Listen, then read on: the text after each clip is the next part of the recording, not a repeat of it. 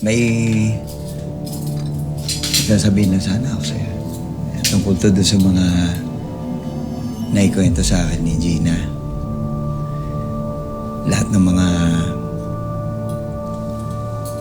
pagtrato mo sa kanya nung nandito siya, nung kasama mo siya. Nalaman ko lahat yun dahil halos araw-araw naman magkausap tayo nun, di ba? Ano, nak? Sandali, Ipe. Magpapaliwanag ako, ha? Kasi meron namang rason kung bakit ko ginawa yun, eh. Ate,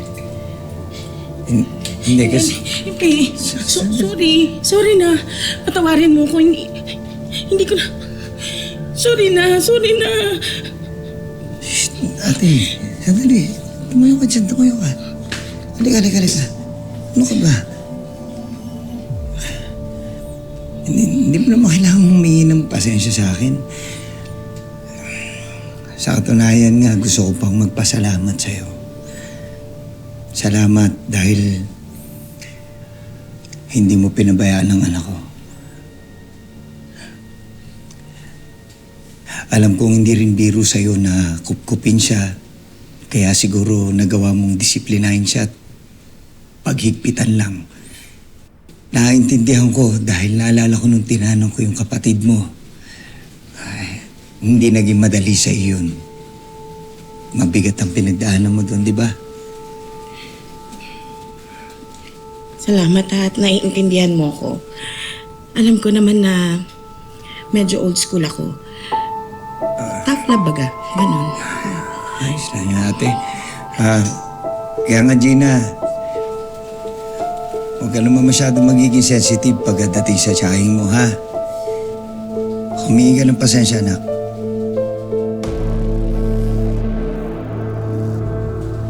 Sorry po.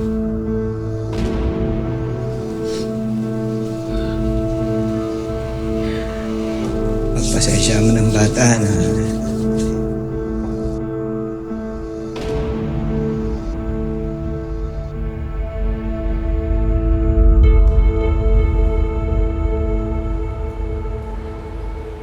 Oh, eto, mine.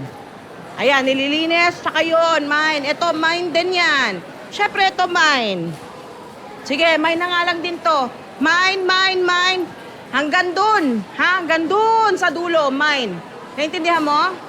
Oh, kayo, lahat na minain ko. Simula ngayon, sa akin kayo magbabayad ng renta. Entiendes? Oo na, Mare. Masyado ka na ba excited? Shut up! Pag kayo, nahuli kayo ng bayad, ha? Malilintikan talaga kayo sa akin. O, sige na. Ipamigay mo na yung mga kontrata at papirmahan mo.